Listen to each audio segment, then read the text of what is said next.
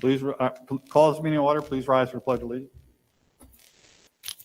I pledge allegiance to the flag of the United States of America, to the republic for which it stands, one nation, under God, indivisible, with liberty and justice for all. So tonight we do not have a regular agenda in front of us. This is a special meeting for budget workshop number 1. We will file the budget workshop agenda, and our second budget workshop will be next week at the regular board meeting. So I will turn this budget overview over to Mr. Napoli. Vince? Thank you very much. Tonight is the first budget workshop for the 22-23 school year. You should have in front of you, they're also available online on the district's website under the budget for 22-23 as well as board docs. There are 3 separate documents. The first presentation, which we're going to start in right now. My goal tonight is to go over the 22-23 budget, go over the anticipated expenditures, revenues, talk about state aid, talk about the tax levy limit, and then we'll get into the details for the departments that we are presenting tonight. As I was driving in this, You want me to come do the presentation to move it along? no, I have one of these. Okay. I just have a lot of things going on here. So as I was driving in this morning, I was thinking about the last 11 years that I've been presenting the budget and all the things that have stood in our way, let's say, when we develop our budget. And I made a quick list, and sometimes we talk about some of these and sometimes we don't. So in 12-13, we started with the tax cap. We've had multiple state aid reductions over the years. We've had budget cuts. We've had the TRS and ERS go above certain amounts, which adds to our tax levy limit. Those are called exemptions. We've had unfunded mandates, and we talk about that every year. We suffer through the gap elimination adjustment. There's a time when we were subject to the fiscal stress offered by the comptroller's office. And now this year, if you've been watching the news, inflation right now is up to 7.5%. Everyone's talking about inflation, and that has a major impact on the products that we buy, has an impact on our transportation contract, and so I'll talk about some of those details as we get in through the budget. So we'll go ahead and flip to slide 4 because I kind of talked about slide 3.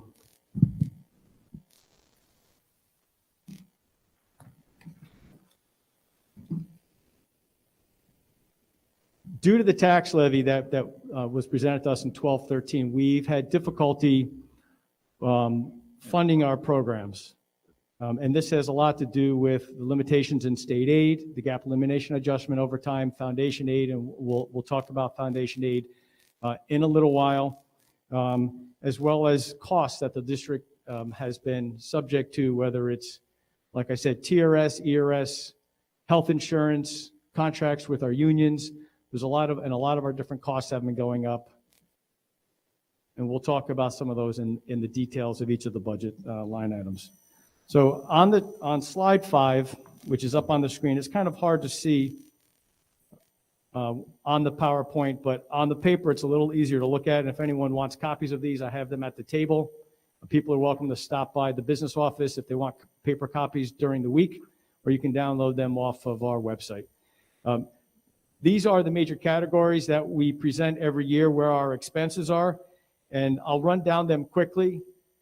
And one of the things that we'll do tonight in all subsequent budget workshops is I will highlight the line items that have significant increases or decreases. We're not going to go line by line when I present the budget, and I will present the departmental budgets, and then the departmental managers will be available to you for answering any questions that you might have.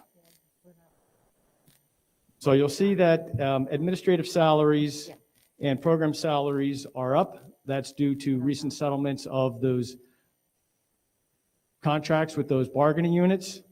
The capital salaries are down just a little bit, and that's due to retirements. The administrative budget, which is what we'll talk to about tonight, you'll see that increase in some of the lines there. Benefits are up. We anticipate seeing an increase in health insurance from our health insurance provider. The elementary school, Miss I will talk about that when we get to it, but we have a new reading program and we have a new math program, and a lot of those expenditures are driven by the items that are needed for those programs. Curriculum and instruction, Miss White will talk about that. Special ed, a couple of the areas of special ed are up, some of them are down. Miss Matarazzo will talk about that at our next budget workshop. There has been a change to the calendar due to people not being able to make it, so make sure you look at it so that you know who's going to be presenting when. Like I said, special ed is going to be down for BOCES, but some of the other special education costs are going to be up. Athletics is up. Health coordination, that is down 100%, but that's really because we moved that into the athletics lines. Computer assistant instruction, Mr. Aponte couldn't be here tonight, so I'll be presenting his budget, but that's up significantly so that we can complete our 2-to-1 initiative for the Chromebooks. Educational TV and radio, that's up quite a bit because we are planning on having the new TV studio workshop completed in a timely manner. And if it is, we want to make sure that we have the furniture and the computer technology needs in the budget.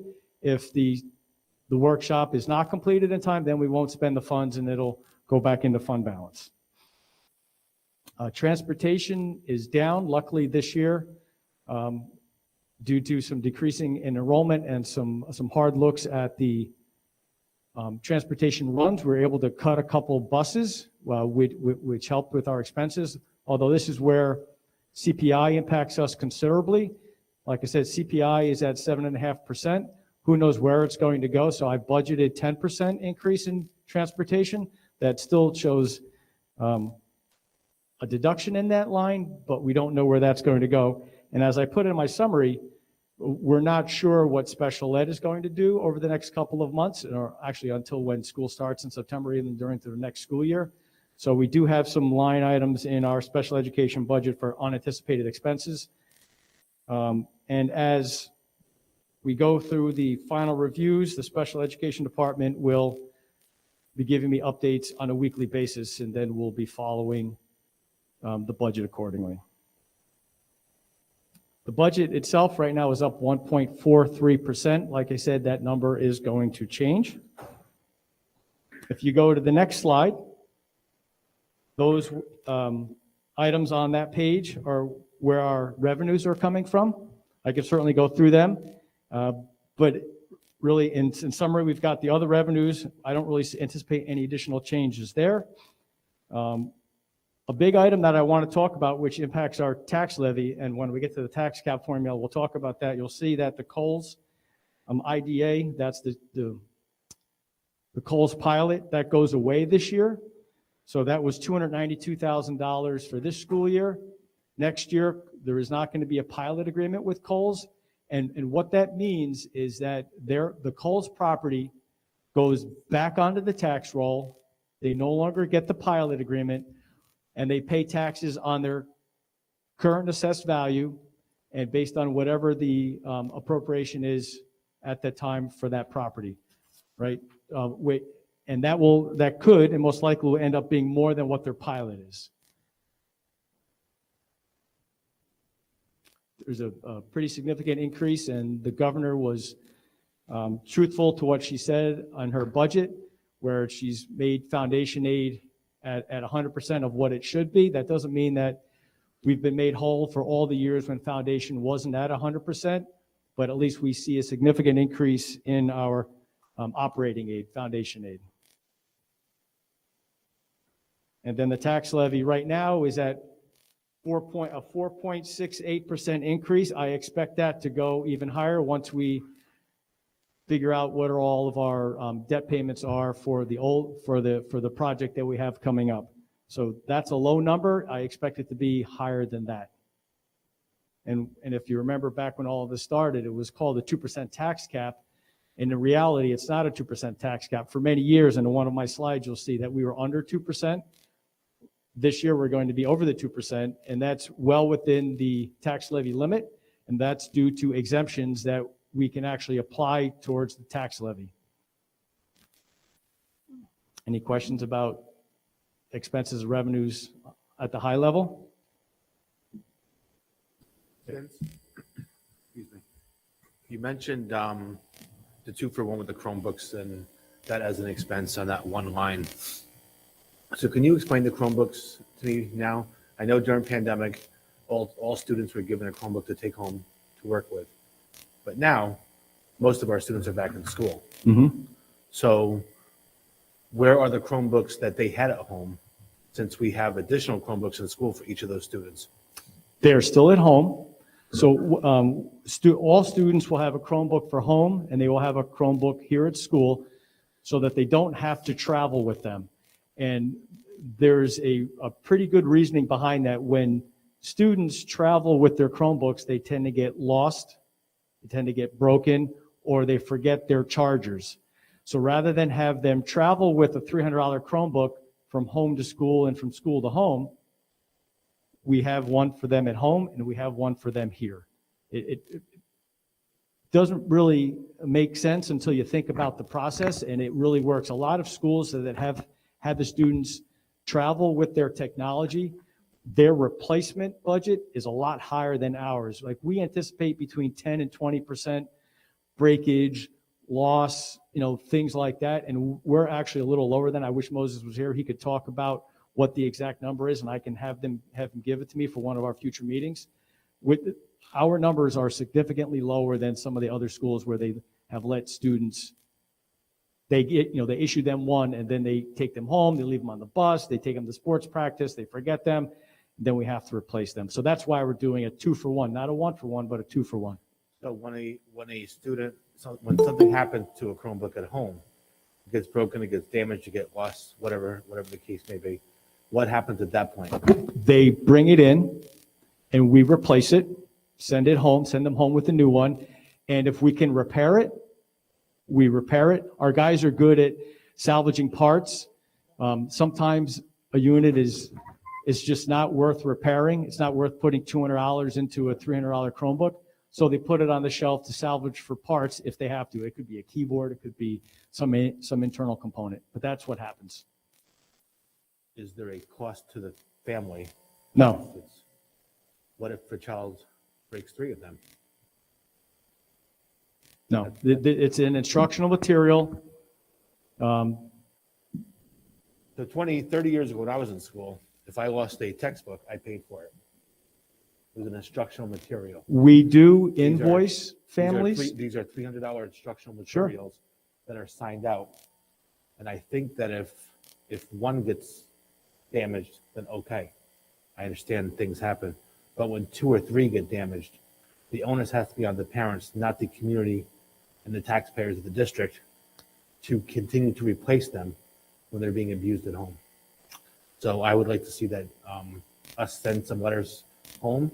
I'd like to see a report of how many Chromebooks have been replaced and how many have been replaced to the same student and how many times. Hopefully we have that. I'm pretty sure Mr. Aponte has that. Yep. And I I wrote it can down. look. I wrote it down. You ready? Thank you very much, Superintendent. Thank you. You're welcome. So on slide 7, there are the details, and I'm not going to bore you with all of them. If you have any questions about any specific ones, you can certainly reach out to me. Hold on one second. There's Okay. a question by Mr. Burns. Okay. Good evening. Hey, Mr. Burns. Vince, what is our district policy for the maximum number of Chromebooks that a student can get in a year without any retribution? We don't have a policy on that. And I don't know what the maximum number of times we've had to replace a Chromebook.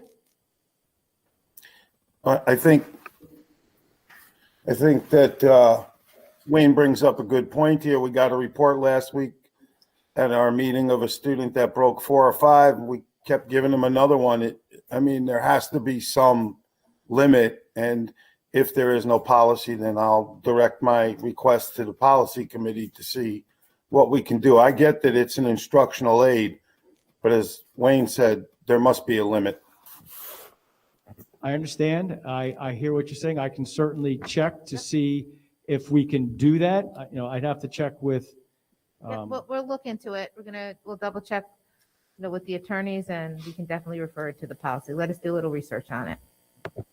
Iris? I think what would be interesting to see is what the policy is with textbooks. And if there is any, regulation around damaged and lost books. we can certainly look into that and find out, because it's considered a textbook. It's just an electronic textbook, but we'll, Right. like the superintendent said, we'll check with the attorneys to see if there's a limit and what we could do other than sending an invoice, right?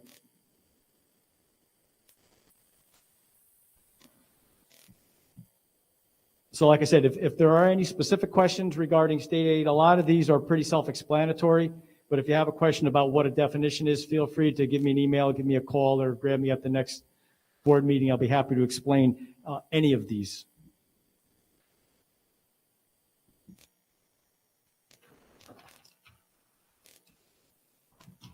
So briefly, at a high level, and I've talked about a lot of these, and I'll do this frequently, where I'll repeat some of the numbers just so that people, the public, if you're tuning in a little bit late, you can kind of wrap your head around some of it.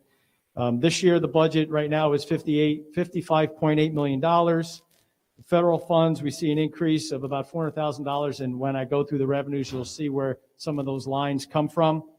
Out of the general funds, $53.4 million, and then we're appropriating $1 million out of reserves. Last year, for this school year, or last year, we appropriated $2.8 million out of reserves just to cover any operational deficits that we might have. I give a brief summary of what the tax levy has looked like, or the tax cap has looked like over the last, let's say, 6 years. And you can see it's been over and under 2% until next school year. The budget that we're talking about tonight, right now, like I said, it's at 4.68%. That number is preliminary. I can assure you that it's going to go a little bit higher. What? Why? I don't understand the fluctuation like that. Right, so on one of my slides, I go into the tax cap formula, Oh, and normally we just kind of go through it and I give you the number, but this year I plan on spending a little bit more time because it's a significant change, and I want to make sure that everybody understands why it's way higher than what it's typically been. And it's all well within the legal limits of what the tax cap should look like. If we wanted to go above the tax cap, even by $1, we would have to have a supermajority, right?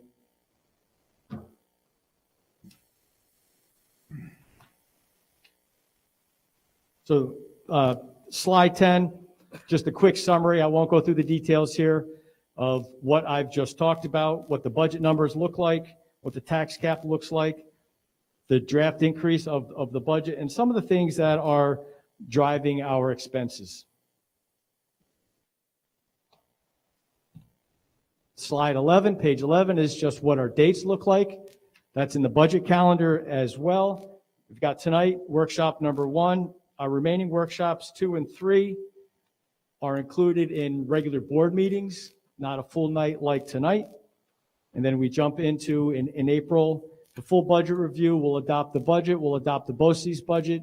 Dr. Corey will be here next week to talk about BOCES. So if you have any questions about BOCES and the COSERs and some of the programs that we buy through Ulster BOCES, know that Dr. Corey will be here next week, not when he was scheduled. There was a scheduling conflict. And then on May 17th from 8 a.m. to 8 p.m., we have the budget vote here. It will be in person. It will be in live. Details will be available for how to vote. I'll put that up on the website. Absentee ballots, registering to vote, all of those things. Those details will be coming down the line. So tonight, for the next presentation, just give me a minute to set up, we'll talk about the administrative budget, the capital budget, which is buildings and grounds, transportation, technology, audiovisual, educational TV. There is a public comment form that's available in board docs as well as on the website. So if anybody has any questions, they can email me directly. There's an email address where you can email questions about the budget. Feel free to give me a call at 647-0115 if you have any questions. I'll be happy to answer any questions that anybody might have about tonight's budget, any of the details.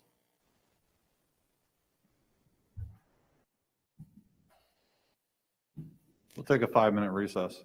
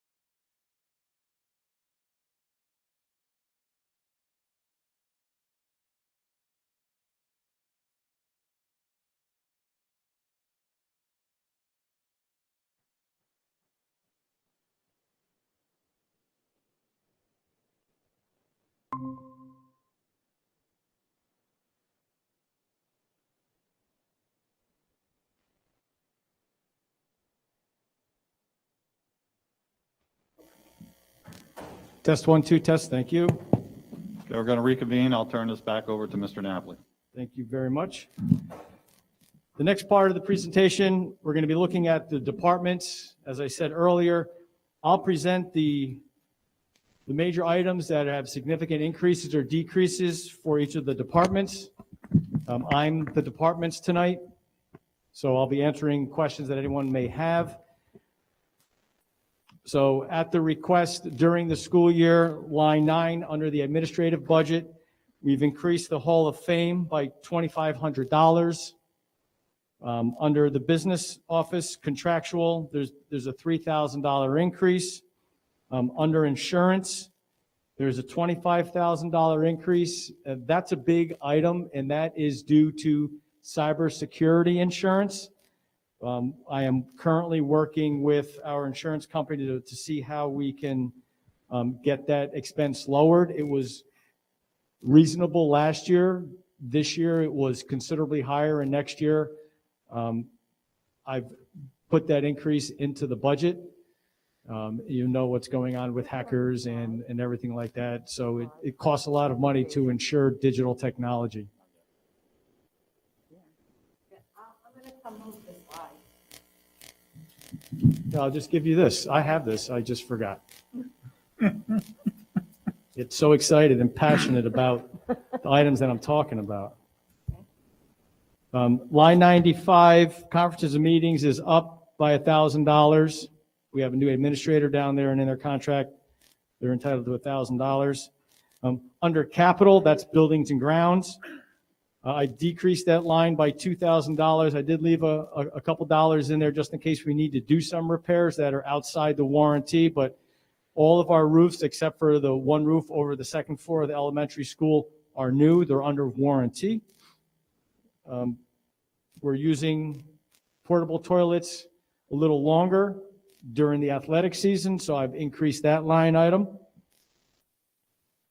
For the buildings and grounds department, just miscellaneous equipment, I put an extra $6,000 in there.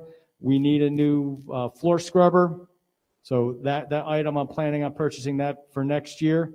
The last one we have, I don't know how old it is, but it's close to 15 years old. A lot of our fire extinguishers are going to need to be not just inspected, but they need to be serviced. When we went through this year, we had some of them serviced, but some of them could go another year, so I have an estimate about what that would cost. That's that $1,300. In 2022, our building condition survey is due. There's an expense for that. That line item is aidable by the State Education Department. That's when an architect comes through and they do a complete analysis of all of your buildings and structures.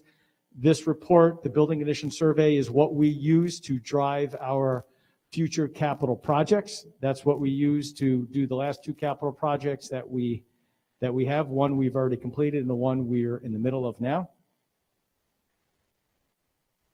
I've reduced line 96, which is snacks that we've been paying out of the general fund. Some of that is being funded through some of the ESSER funds.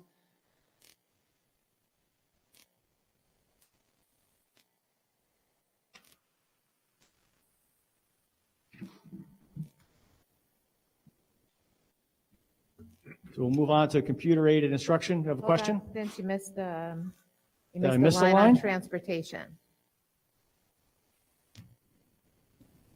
All right. Thank you very much.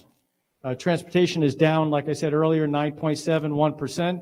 That's even with a significant increase in CPI. I see that number may be going up a little bit more, but the decrease, luckily, is due to some elimination of some runs. Somebody had a question? Wayne. I do. Can we go to line 59 in central copying, please?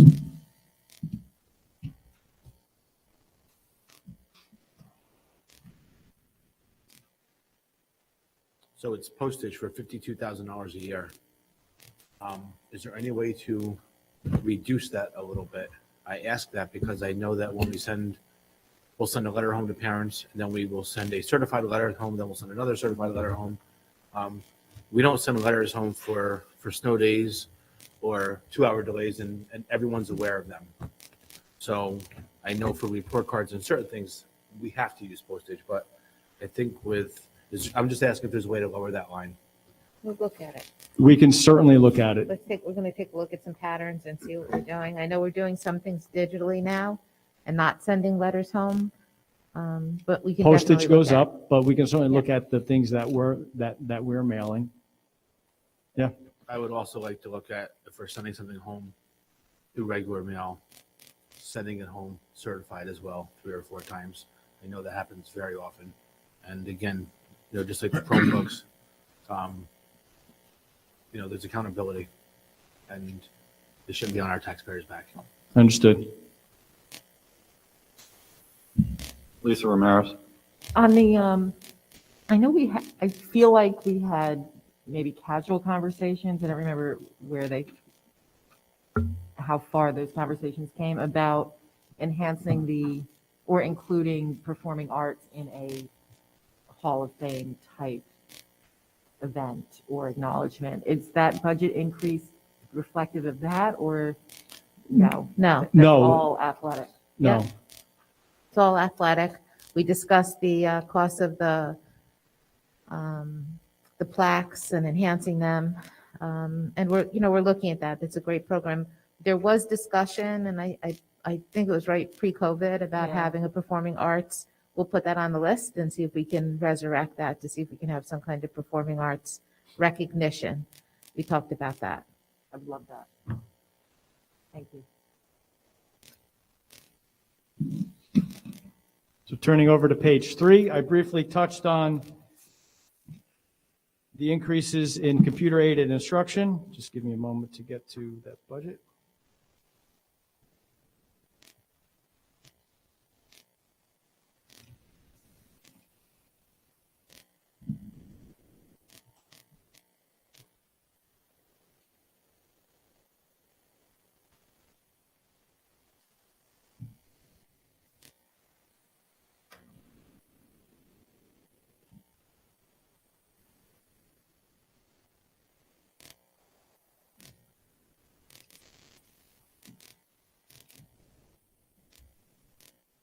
So line 12, district-wide computers, those are for administrative computers that are some things that are not instruction related. That could be for administration, secretaries, buildings and grounds, items like that.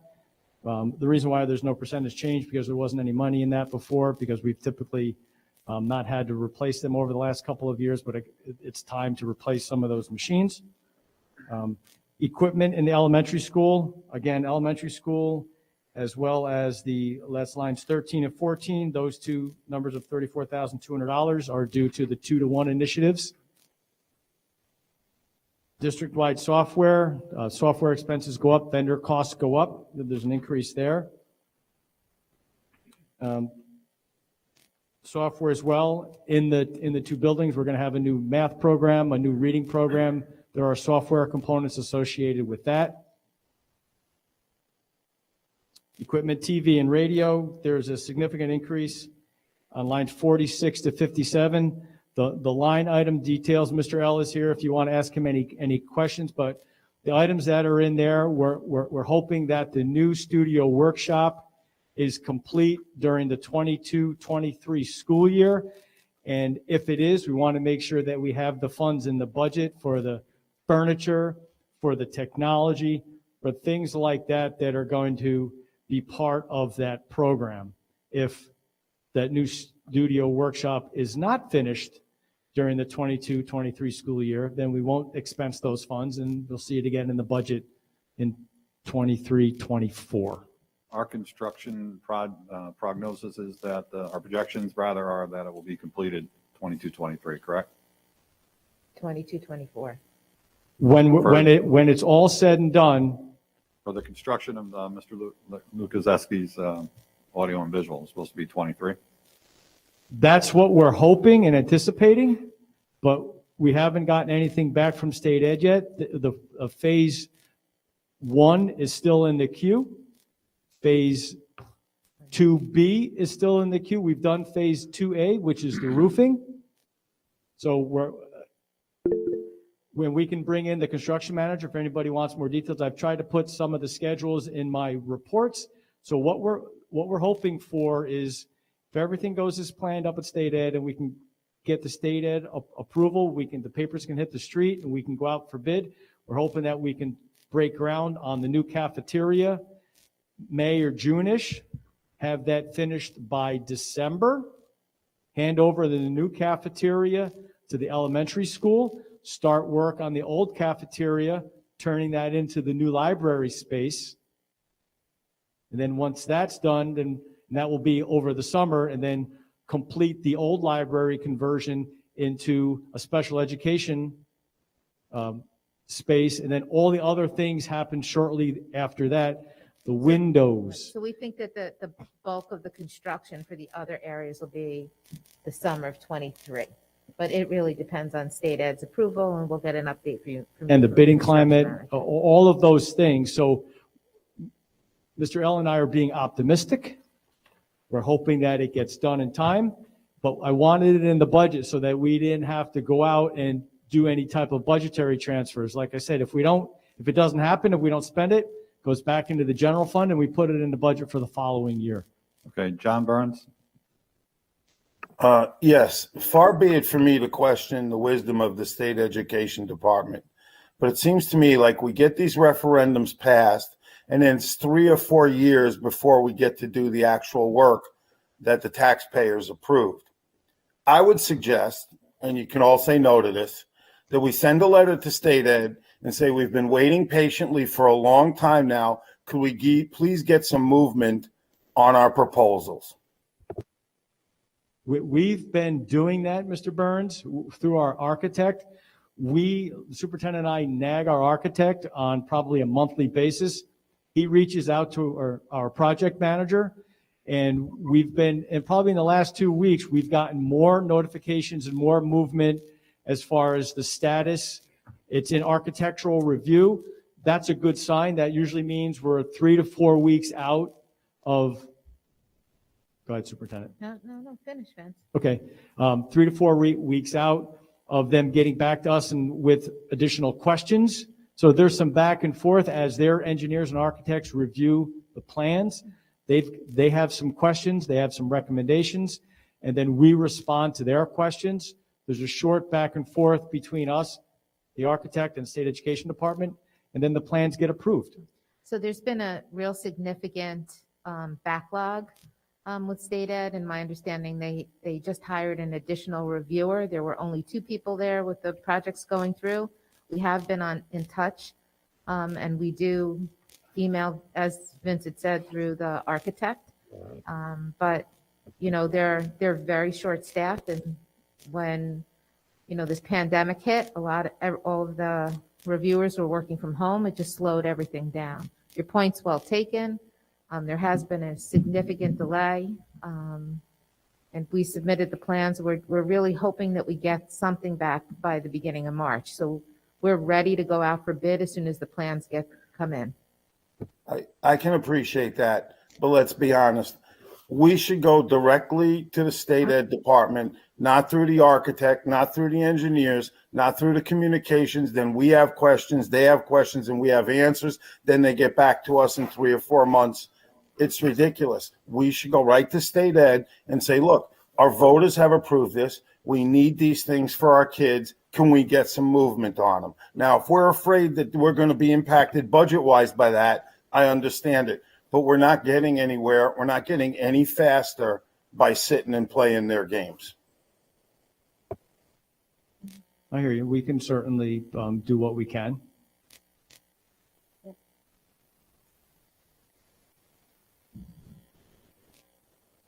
Any more questions about the department budgets? Because I do want to spend probably 5 to 10 minutes talking about the tax cap formula. I promised you that I would do that. I'm very excited to do that, as you could tell. I just need a minute to pull it up We on have the screen. Tim here. Is Tim going to be presenting? Tim, Yeah, is Tim thank gonna be you. presenting? So if you have the paper copies, if you go back, Okay, hold on a second. Does anyone have any questions for Tim? Tim, you want to present anything on the educational Do you have any questions? I was going to come answer. If you had any, Yeah. I'll go back and run the show. Anybody have any questions for Mr. Lukaszewski's budget?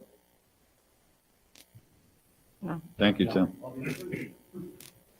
Next, Vince. So in the document that's not a presentation, right, but it has the agenda and all of those items, if you flip through it and you look for the property tax cap formula, and I'm going to bring it up on the screen if you have a paper copy or if you want to find it in board docs, or you can find it up on the budget website, whatever your preference is, or you can watch me do it up on the big screen. So Vince, are you going to explain, because we saw the growth of the budget and, you threw a number out, pretty alarming, 4 point whatever, I think it was 8.6 or something like that. How that is constructed into how we meet the goals of our tax cap. I Because also, if you look at the historical data that you presented to us, this is the largest increase that we've had in a budget. And I do believe that this is a growth of a budget, and there's a difference between the two. I also did a calculation when he's pulling that up, and he'll go through the calculation for it. A lot of the growth has to do with CPI and some other things, but I also want to say that if you look at the 6-year average of the tax cap, let me just find that.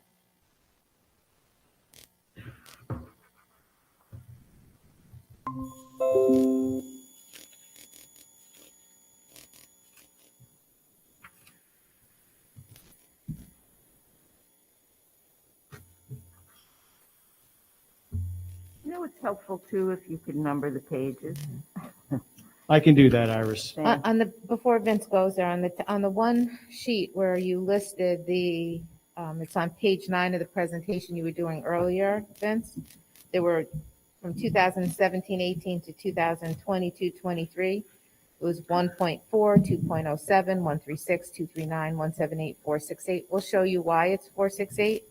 But I just want to point out that with the fluctuation in the cap, it's not really a 2% tax cap. It's a tax cap based on a formula. Right. And the formula we're going to go through step by step. So you see how we get to 4.68. But if you do the 6-year average, the 6-year average of the tax increase, over the 6 years comes out to about 2.28. So This is a big leap. I mean, it is a big leap. So go ahead, Vince. Right. So up on the screen, I don't know if you can see it, but if you have paper in front of you, or like I said, you can look in board docs. This is the way the tax cap formula works. So we take last year's levy, and you see it on line 2, letter A, and that's without the library. And then the state gives us what they call the tax base growth factor. That's how much your community is growing over the years. And so as you have new developments and new business coming into, facilities being built and whatnot, that's how your tax base grows. So that's computed in line 3 or letter B. And then there's some formulas underneath there, which I won't bore you with that. But then if you look at the pilots for 21-22, pilots are considered an exemption under the tax cap formula, meaning that if the company is already paying you a pilot, you cannot go out and tax for that property again. You can't have both. It's one or the other. It's either a pilot or their property is on the tax roll. So when they come up with the tax cap formula, they took that into consideration, right? So lines 6 through 10 are the pilots, 11 are the pilots that we had for the 21-22 school year. And you see a lot of them are pretty small. Gloucester Gardens, Ellenville Housing, Ellenville Regional Hospital Senior Housing, Samaritan Village, a couple new ones that came in over the last couple of years, solar farms that have been put up, Rising and Frog Hollow up on Frog Hollow Road, and then there's the Coles pilot. And the Coles pilot has been around, Superintendent, would you say what, longer than 15 years, I'd say, Longer right? than 15 years. Probably 15 years, right? So this is the last year of Coles having a pilot agreement. And this year, they'll pay $292,000, give or take, depending on how it works out with the IDA, but that's a general number of what they would pay. So then what happens is all of those numbers get computed and they get added together. And then if you look at line 16, that's the prior year exemptions. And I'll get into the exemptions for next school year down at the bottom. And exemptions are some of the items that we have at the top. So, and this is why the Governor Cuomo called it the 2% tax cap, is because your budget can go up the lesser of 2% or CPI. Not the budget, the tax cap. The tax cap. I'm sorry, did I say budget? I apologize. The tax cap. But it really isn't 2%. That's a misnomer. And probably for the first 3 or 4 years when we talked through the tax cap formula and what the levy looked like, I try to emphasize to anyone who would listen that it's not really 2%. It could be over or it could be under based on the exemptions. As you can see in the one chart on page 9 of the presentation, a lot of the times we were under 2%. I think there was maybe one in there. I'm going to take a quick look. 2 of them, 18, 19, and 20-21, it was just a smidge over 2%. Right? But then we get the pilots for 22, 23. The numbers are the same, but if you look at line 27, Coles, it's 0. So what that means is that the Coles property goes back onto the tax roll. They get assessed at whatever the value that the assessor gives them, and then they get apportioned based on the state formulas, and they pay taxes based on whatever their assessed valuation is and their equalization rate. And I looked at it quickly, and what they're going to pay in taxes next school year is going to be more than what they're paying in their pilot. That's correct. So what that means is that that amount of money gets distributed across all the other taxpayers. Now, I can't predict what somebody's tax bill is going to look like, but it's going to be in favor of the amount of money that Coles is paying because now they're on the tax roll. So that $300,000+ gets spread across our 7,000 taxpayers.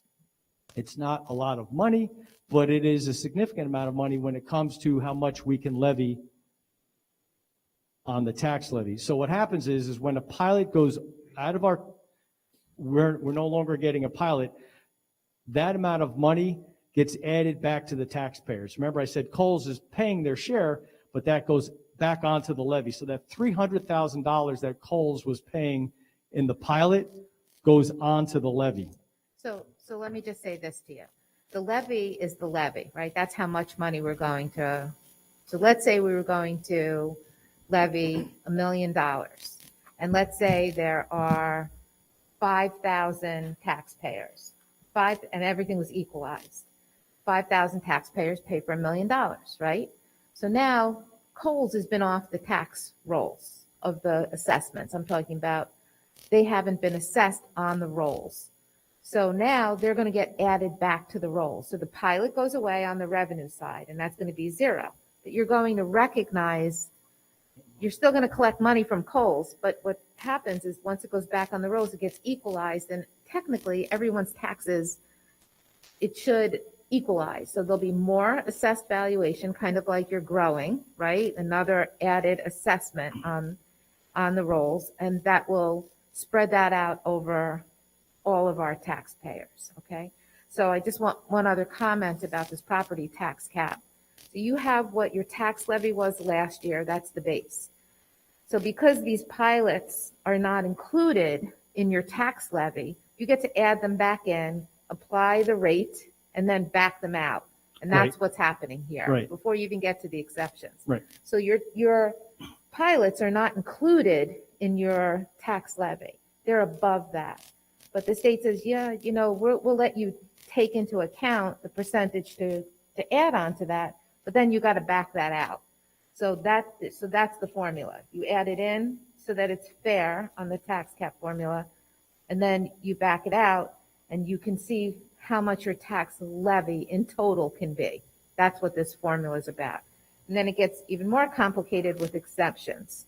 exemptions, which Vince will speak to. Right, so that's line 31, that's the tax levy limit is what the superintendent is referring to. So if you think about Coles, let's just stay on Coles because that's a big number, the $292,000, I'll use $300,000.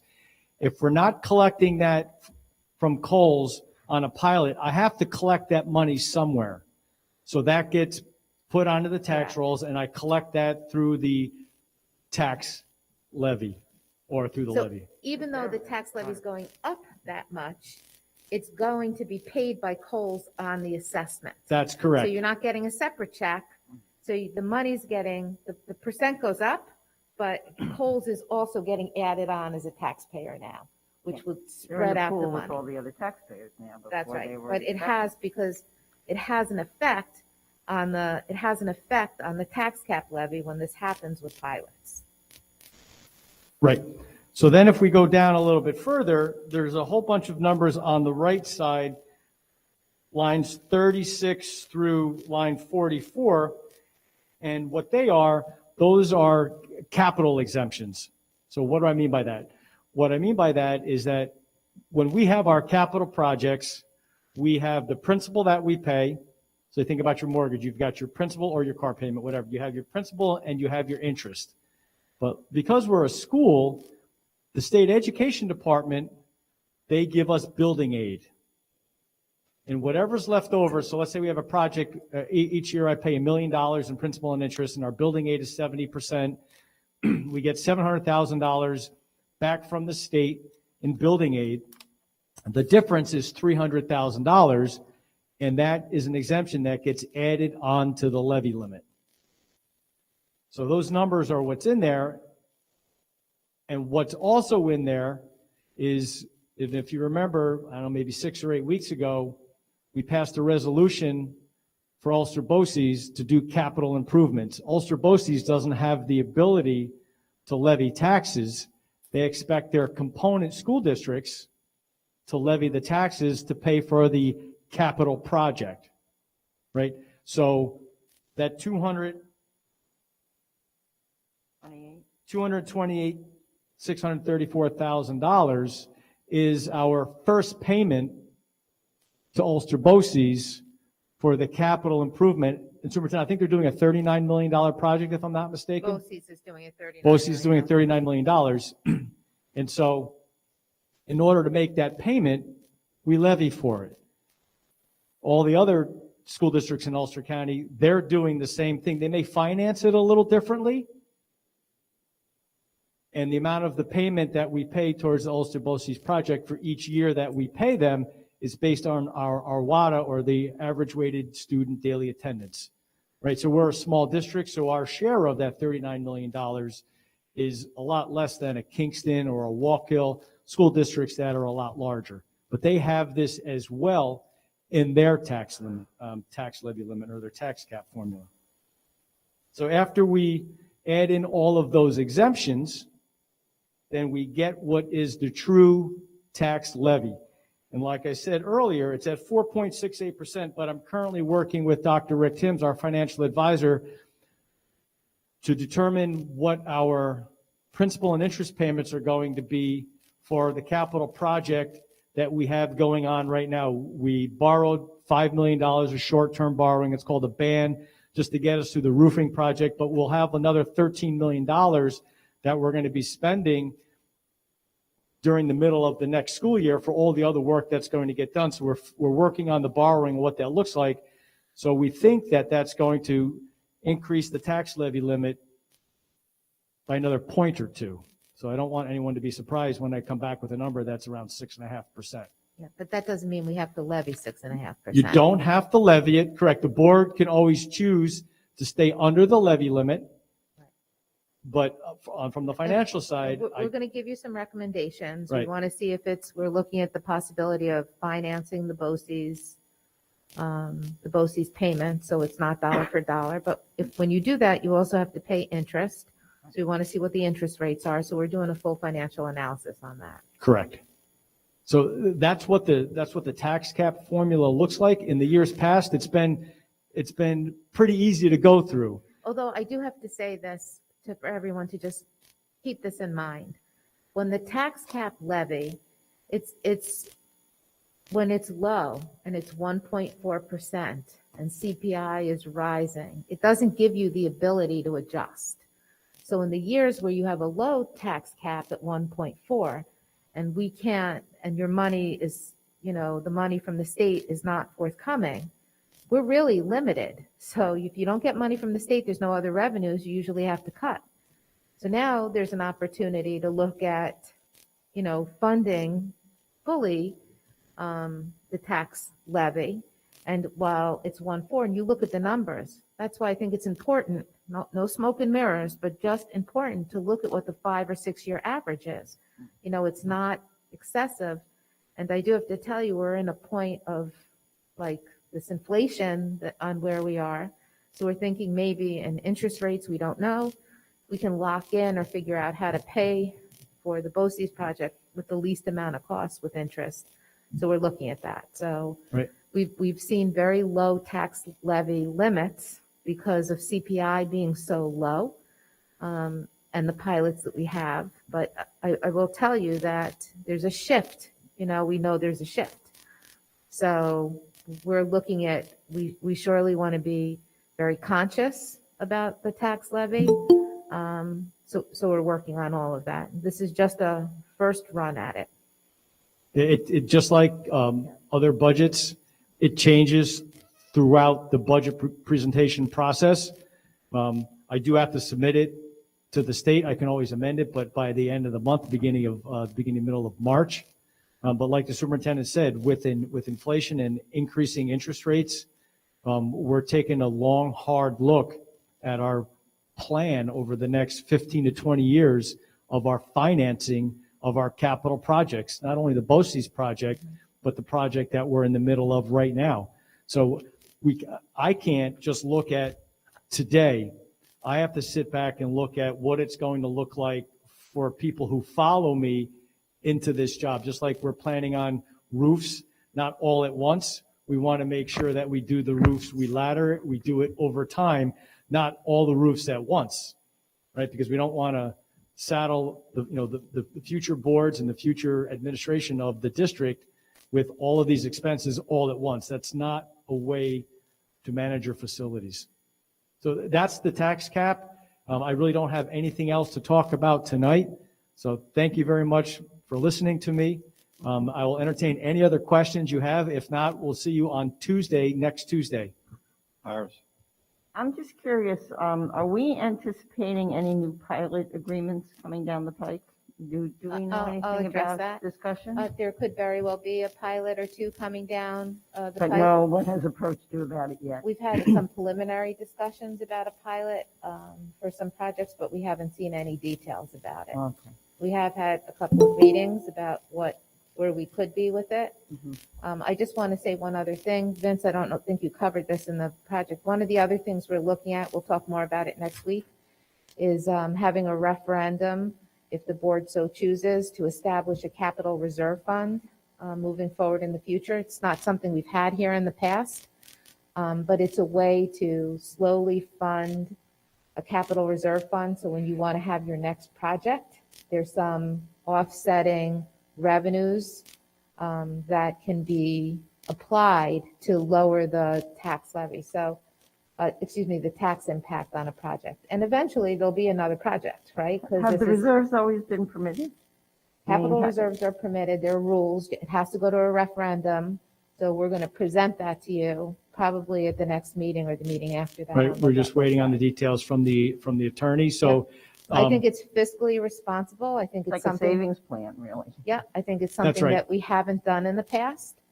And I think moving forward, if we want to have more, projects, and it's the right thing to do. But we have to follow the process. If the board so chooses, we're going to give you all your options so that you can look at it. Any other questions? If not, I'll entertain a motion to adjourn. Second. All in favor? John? Okay, we're adjourned.